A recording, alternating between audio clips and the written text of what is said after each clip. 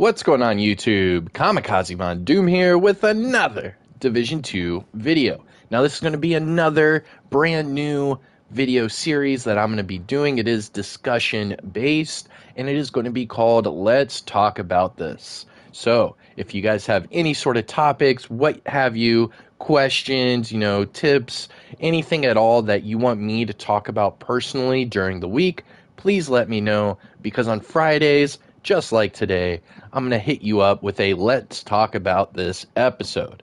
Now, with this being the very first episode, obviously, I don't have a lot of input from you, the audience. So what I'm going to ask of you is, in this video, please, not only hit that like and support the channel, but let me know in the comments what kind of topics you want me to talk about. Whether it be PvP, PvE, builds, strategies, certain mechanics, I don't know, rumors, content creators, developers, it's whatever you guys want. So you have to let me know in the comment section below. Obviously, I'm not going to go super toxic or anything like that, so if you're going to send some toxicity my way, I'm just going to ignore it, just so you know. But if you have some genuine topics that you want me to talk about, I am completely down and I am ready to open up that dialogue with you guys. But first and foremost, before we get into this, shout out to the DoD Disciples of Doom. I am currently on PlayStation. You can see in the top right corner, I am only level 15. I started my PlayStation character yesterday. So thank you so much to everyone in the DoD on PlayStation for giving me that warm welcome. We are already level 40 and Shade level 15. And we did that in one night. It was amazing. If you missed that stream, don't worry. Go back to my channel and you can see it is labeled Grinding on PS5. That was the very first time I had ever played this game on PlayStation. And it's actually the only time I've ever played PlayStation before. So this is a whole new world. Welcome. If you guys are on PlayStation, you are welcome to add me. My name is Kamikazevondoom on PlayStation. There you go. So you can see I'm only level 15 and I have a POS build. Pretty sick, huh? But enough about that. I just wanted to give a warm welcome to everyone on PlayStation. Thank you guys for giving me all that support last night during the stream, and thank you to everyone in the clan for helping out. I do appreciate it. Now, let's do this video series. So let's talk about this. In today's video, we're going to be talking about state of the game. We are going to be talking about new content, and we're going to be talking a little bit more about the whole PlayStation thing, and we'll do that part at the end. So first and foremost, let's talk about the state of the game. All right, and then after that, what I'm going to do is I'm going to do some open world farming while I talk about this. But let me pull up the old Twitter, because I retweeted all of these, so obviously you guys have seen, the news as of late, and it all surrounds, our, head honcho in charge right now, Yannick. Now, Yannick is the acting director for everything new coming to the Division 2. The director is working on a different title. I believe it's Star Wars. And Yannick has taken the helm. He is working with Ubisoft Bucharest, and he is working with, obviously, Massive. So, with that being said, we have had a lot of dry spells with content, and we have had a lot of lack of communication and transparency when it comes from the developers. What's going on? What are we to look for? Like, is there going to be a timeline? Is there going to be new content? Is there going to be, a new state of the game? What's going on over there? Because it has been hella quiet for the entire year, pretty much. So what I'm going to do, and you guys can do this at home, pull up my Twitter. You guys will get up-to-date news the second it happens. My Twitter only revolves around the Division universe, so if that's all you want to hear about, you can, follow me on Twitter, and I give you guys all of the news from the developers themselves as soon as they release it. So again, hit me up on Twitter, Kamikazevondoom. just like my PlayStation. But all right, so let's get into the tweets from the old Yannick. All right, here we go. So this one is 15 tweets long. This guy hit us up with a 15 tweet long message to the entire community. And I'm just going to start off, before I even read this, that is amazing. For the acting director to come out with a 15 tweet long message to the community, helping, bridge that gap between the consumer and developer is amazing. That's a huge props to Yannick for doing this, because the community has been eating themselves alive. I mean, I don't know if you guys saw some episode the other day where some content creator was like, oh, well, Ghost Recon Frontline's coming out. I guess Division 2 content's not coming. Like, don't listen to that crap. Those are just crackpots that are trying to send you some clickbait for some views. They don't know what the hell they're talking about. All it is speculation. Don't worry about it. The people you need to be listening to are Yannick, Massive Entertainment, and Ubisoft. Those three different sources are going to tell you for a fact what is going on, and it is official. If you're going to sit there and listen to speculations and then come over to my channel with those speculations, I'm going to call you stupid, just like I'm going to call that content creator stupid. There's no reason to spread fear when we're all sitting here waiting for answers. You do that and you're splitting up the community, you are fear-mongering, and you're making it known that you have doubts, and thus you're making your audience have doubts. I think it's completely out of line, and they're just doing it for clickbait. Now, as far as these tweets are concerned, shout out to Yannick. Great job on this. Let's get into it. So, tweet number 1 out of 15. There's been a lot of conversation about state of the game in the past and more recently, so let me pull the curtain a bit to explain why we decided to put it on ice for a while. And then he says this is going to be a long thread, 1 of 15. Then he goes on and says there's a lot happening behind the scenes of state of the game. I know it probably often seems improvised, and while there is always a degree of improvisation, there's a significant amount of preparation work behind the show. And he's talking about the state of the game, where usually it would be, him and Yannick, or, maybe Bruce would jump in, Johan, Trick. There was a lot of people. Mackenzie, even Julian Garrity jumped in for a few of them. And a lot of it just seemed like, they would jump on the couch and just shoot the shit for a little bit. And it did seem like it was improvised for the most part. However, whenever it came to Hamish seemed like he was well prepared for each of these State of the Games. He would either have slideshows, he would either have like an overview of what's going on, almost like a PowerPoint presentation. And every single one of these episodes, you would see that they would either have different slides to talk about, different, clips to show us, and then, of course, they would show the community clips at the end of the State of the Game episodes. Now, yes, some of the conversation-based aspect of State of the Game was a bit improvised, because a lot of it is bullet points. So they want to get these bullet points across, that way they can explain it to you. And along with that comes a little bit of improvisation, because they're trying to tell you in layman's terms, what's going on. Because, the way the developers talk to each other is probably way different than the way, they want to talk to the consumer. Because the consumer doesn't need to know, oh, well, it's because of this kind of code and this kind of, server base, and oh, this one's client based, and oh, man, because once they start doing that, it makes your head spin, and you're like, what the hell's going on? So a lot of it is Hamish trying to talk to these developers, give the consumer that, the layman's terms, and then, bridge that gap between the knowledge of the developer to the consumer, which I love. I was a huge fan of the State of the Game since the Division 1 days, and I'm still a huge fan now. I hope they bring it back. All right, let's get back to the tweets. So the next one says, boop-a-doo, We have an editorial strategy that maps out the main topics of each state of the game over a certain period of time.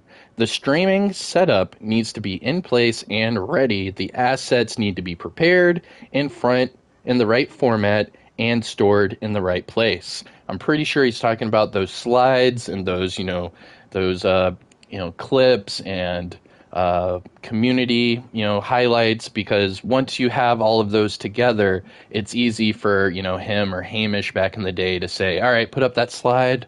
And doing so, they had to have those slides and those things ready and prepared before each state of the game. Makes sense. Now it says some of the information needs to be gathered in advance. Stats, for example, can take days to put together. There's the preparation of the guests if they are not already experienced. We do a dry run for each show of State of the Game to make sure everyone is familiar with the content. So it's not just, hey guys, we're live, let's do it. Old Bill O'Reilly reference. Fuck it, we'll do it live. Yeah, they don't do that. So what they do, and what Hamish is saying, is before they actually go live and do the State of the Game, they'll do an entire dry run of State of the Game beforehand to get everyone, in tune with each other and make sure that that muscle memory is there. That way they all know what they are doing and what they are talking about. Oh man, I bet there's a phone around here, right? Oh, dude, right here. I love this. I'm doing a whole new character.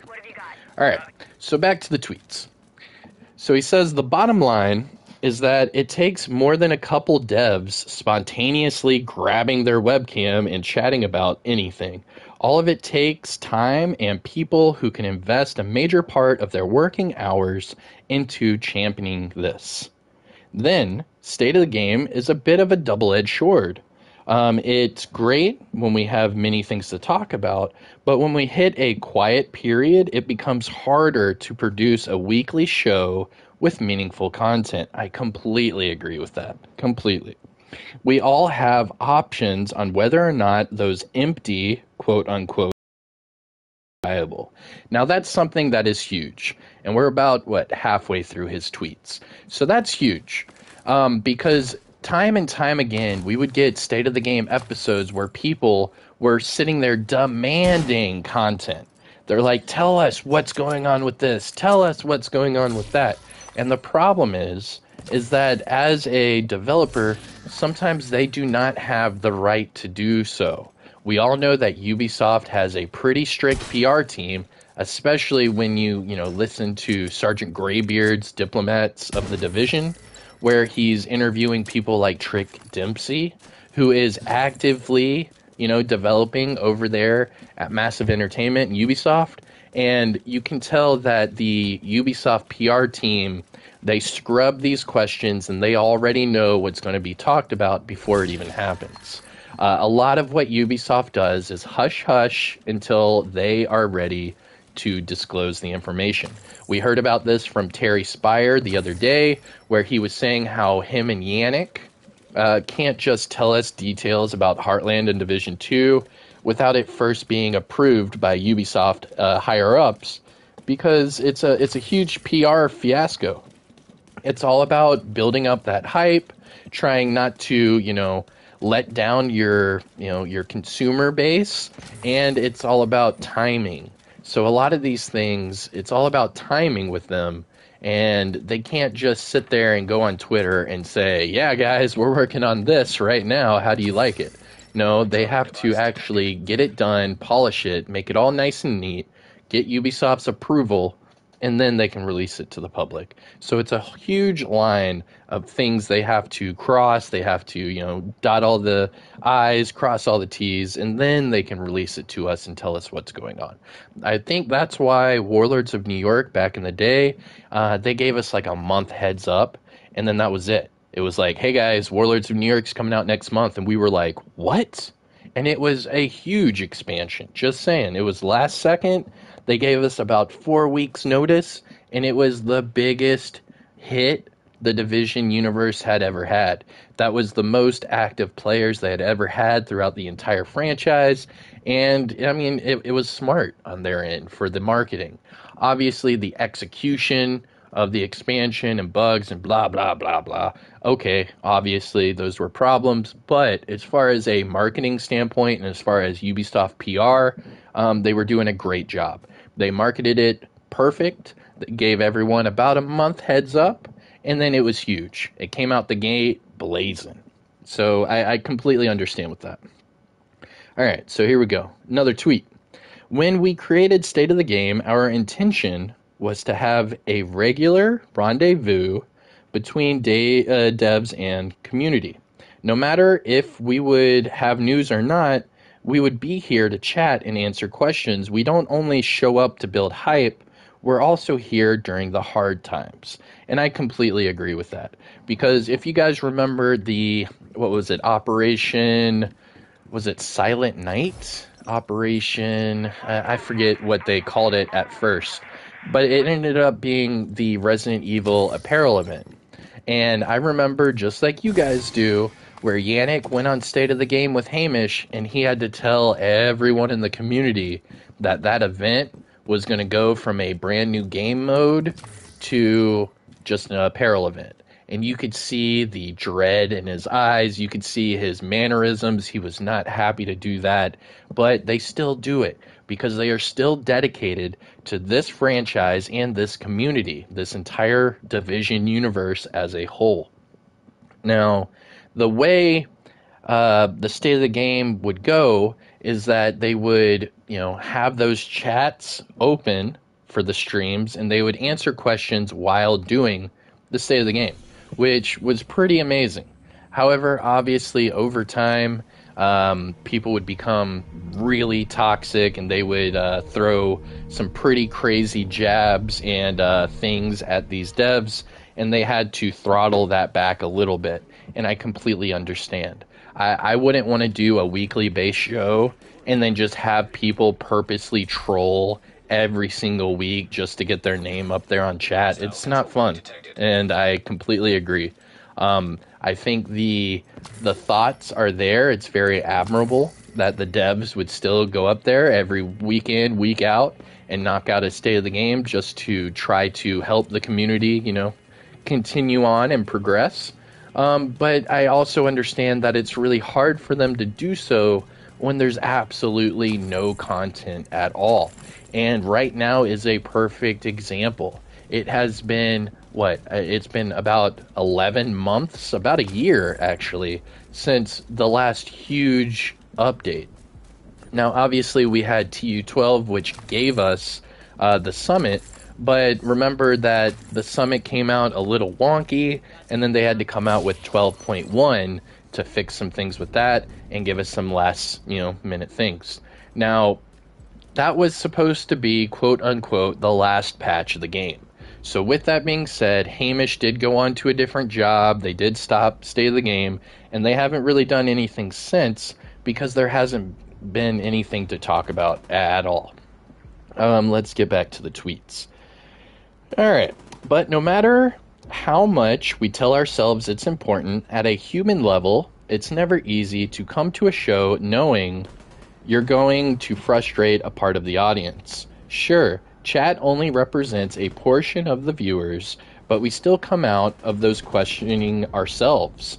So they take a lot of it to heart. They understand that it's only a very small community that's toxic, but that very small community has a big voice. They love to show everyone how toxic they are. And the devs see it, and the devs hate it. They start questioning themselves. They start doubting themselves. Depression sets in, whatever. And it does affect them. The next tweet says, "What keeps us going is knowing that there will be a light at the end of the tunnel, and that soon we will come up with good and exciting news." When we announced new content would come, we knew it would be months until we'd have anything meaningful to share. He's talking about the new content coming this year. He continues to say, "The idea of keeping State of the Game going for months without being able to shed any light on new content didn't sit right and seemed to be disrespectful to the community." Meaning, why would they do a State of the Game every week for months if they have nothing they can, share or talk about. And I completely agree with that tweet. There would be no reason for them to sit there and go week in, week out trying to help out the community when every single week someone's probably going to be badgering them for, news about this or news about that. And knowing that they cannot talk about it, that's why the state of the game is not going on. And I completely agree with this sentiment. There's no way that they could do that. I mean, even myself, if there wasn't, like build videos, discussion videos, if there wasn't like how-to guides, the raid and all these other things in the game, it would be difficult to continue with content week in and week out. And I completely agree. There's a lot of content creators out there right now that can't produce content because they just don't know what to do. And it's understandable. I mean, for me, myself, I'll have content on this game every week until we get a new game. And that's just because there's so much to this game. It is very complex, and there are so many little things that we can talk about and do. But all right, let's go back to state of the game. All right, so Yannick continues on and says, people would show up at every state of the game wondering, is this the one? Only to be disappointed time and time again, week after week, month after month. In the same time, Hamish has moved to another role. He was a major architect behind State of the Game, and his contribution goes way beyond just hosting it. Johan also decided to move on, and he was the one taking care of the content for Hamish and State of the Game. So two of the big figureheads for State of the Game moved on as soon as they were told that TU 12.1 was the last. Hamish got a new gig in Ubisoft Stockholm, and Johan got another gig as well in Ubisoft. Completely understandable. And then he goes on and says, it just wasn't realistic to carry it on, and it seemed like a good place to stop for a while, regroup, and look to the future. I do regret that we couldn't make one final send-off show, and I completely agree with that. I thought that right before Christmas, when they did that State of the Game saying, hey guys, we'll see you next year, and then all of a sudden they're all gone, and the content's gone, and all of a sudden TU 12.1 was the last, it made a lot of people upset. And I completely understand where he's coming from, where he wanted to get everyone together for one last go, but obviously with COVID and the holidays and then them getting different job offerings, they decided to just go ahead and stop it there. So then Yannick summarizes it up by saying, so here we are, months later. Will State of the Game come back when we resume communication? I don't know.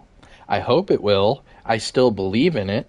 We'll need the people with the drive and time to dedicate to it.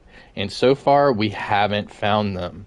But I'll always be an optimist. Now, this is him referring to that job listing that he sent me a few months back, if you guys remember the video. Basically, a few months ago, I was asking him about State of the Game, and he said he wished it would come back, but he needs people to take up the mantle from Hamish and Johan. Meaning, he needs people to, put in their job applications to become these community devs and communication devs and, be a part of the State of the Game. The problem is he has not found anybody that is willing to take up that mantle. So in doing it, there's no one to replace Hamish right now. And that sucks because Hamish was a huge, huge part of State of the Game. So without being able to replace him, there's no real, reason to bring State of the Game back because, no one's running it. That's like, doing a show, I don't know, what's a good example? Like doing like a random show like, Jeopardy, for example. Alex Trebek died, and now they're trying to find a new host for Jeopardy. What if they never found a host for Jeopardy? Well, then Jeopardy would just be canceled, and that would be the end of the show. That's kind of the same thing happening here with State of the Game, where Hamish has moved on. They're wanting to do State of the Game again when content comes back. However, they can't find anyone to, give that job to. So if you guys are interested in working for Ubisoft, if you're interested in, being that replacement for Hamish and doing the State of the Game, on Twitter, Yannick has posted again the job listing and application for this position. Now remember that this position is in Sweden. So, for obvious reasons, if you're not going to be able to take a job in Sweden, I wouldn't apply for it. And I think that's their biggest hurdle right now, is because obviously I've begged Yannick and all of them time and time again that if they could make it like a remote job or like something where, someone can, pull the strings remotely. I know a lot of people that would be down to do that, including myself. We all love this franchise, and we want to see it come back strong, and we want to see the State of the Game strive. But the fact is not everyone's willing to just pick up their lives and go to Sweden. I mean, especially me, myself, having kids. I have another kid on the way with Mrs. Von Doom. I mean, there's too much happening here to where I couldn't just pick up my whole family and then go to Sweden to help out State of the Game. That's just not in the cards. If it was something I could do from here, I would do that in a heartbeat. I even told him yesterday that I would be like a USA liaison and try to help them as much as I could remotely. But it's seeming like they need this position to be in person, and this position is strictly for the Malmo, Sweden location. And for that, I'm going to have to pull my hat out of my card out of that hat. All right.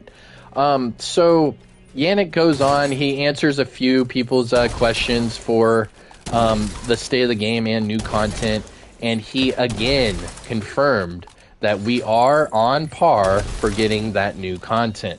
So, for everyone wondering, we are still on board for getting content at the end of this year. So just remember that. We are what, like 6 weeks away from the end of the year?